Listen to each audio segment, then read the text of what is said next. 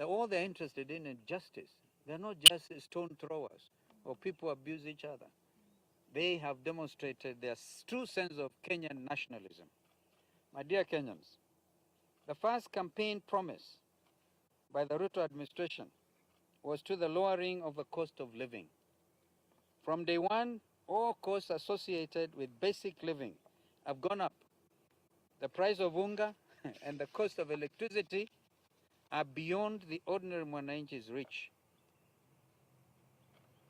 These are matters we feel should take preeminence in these early days. Just like there was the rush to subsidize fertilizer on the 19th of September 2022, the same urgency should have first and foremost been applied to the rapidly rising cost of living. Only yesterday, as President William Ruto was opening Parliament, Central Bank, on their part, were raising the base lending rate from 7.25 to 8.25 or thereabouts. What does that tell you? The cost of borrowing will now go up. It is the middle class in this country and the hard-working business people who have made this country move towards Vision 2030 objectives of a middle-income country. But now if we kill that spirit by Kenyans not being able to borrow, I think that the consequences will be amazing in a negative sense. Now, we also question how this fertilizer was procured, when it was procured, and where it was sourced from. We ask, does it meet the Kenya Bureau of Standards, KEBS standards? This administration must therefore make public, because one thing we have done as a country is to open up this country. And the basic rights of Kenyans, the right to life, there's one thing that nobody can take away from Kenyans, is the basic rights.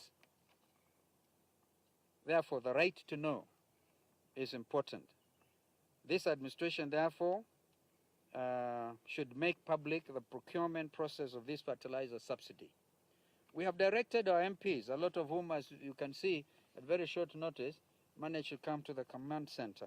We have directed our MPs to commence an inquiry into the same.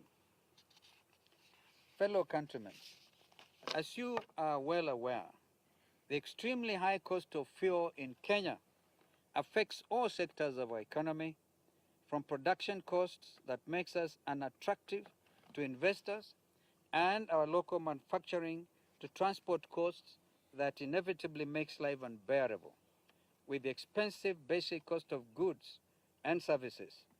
This is happening at a time when the global price of a barrel of oil is on the decline, down from US dollars 20 per barrel, 80 per barrel, from a high of US dollars 120. We therefore expect this administration to honor their campaign promise of lowering fuel prices, and in addition, revise the punitive tax levies on the cost of fuel.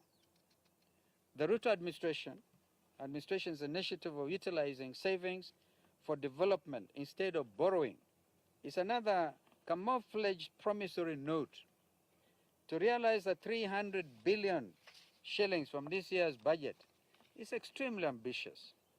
We wish to propose austerity measures such as the restructuring of the national debt and the recovering of public funds looted from 2013 to date. On the 27th September, the Ruto administration unveiled their choices of cabinet secretaries. Of the total number, only 7 women were named, contrary to the campaign promise of a 50-50 cabinet. I hear there was an MOU to name from the clergy, members of the clergy, CS for religious affairs. It could be another breach of an MOU. Moreover, the selection of cabinet secretaries, some of whom have amazingly active criminal cases, is unquestionable. What are you asking our parliamentarians to do? Honestly, to go into the committees, compromise them with money here and money here, and actually approve people with criminal cases. If I was William Ruto, I would withdraw some of this immediately to avoid national shame and even international shame. This was not procedurally done on the basis of competencies and personal integrity. We shall direct our MPs to withhold approval of those who do not meet the Chapter 6 threshold of our Constitution. Finally, dear Kenyans and leaders assembled here, and you members of the Fourth Estate, on the back of this heavily contested election, the deficiencies that exist within the judicial and electoral systems needs to be immediately addressed. We must reform, and I cannot overemphasize the word must, in the light of what we now know. We must reform the Independent Electoral and Boundaries Commission, IEBC, to be able to, perchance, going forward, guarantee our children free, fair, and credible elections.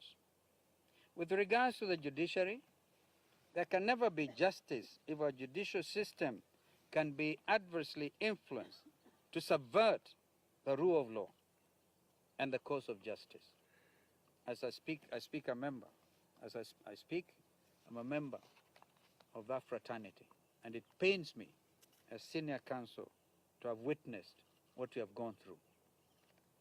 In conclusion, our transformative ideals live on as Azimio la Umoja One Kenya Alliance.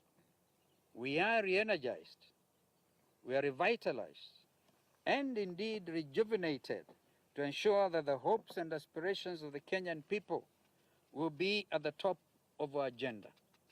A luta continua.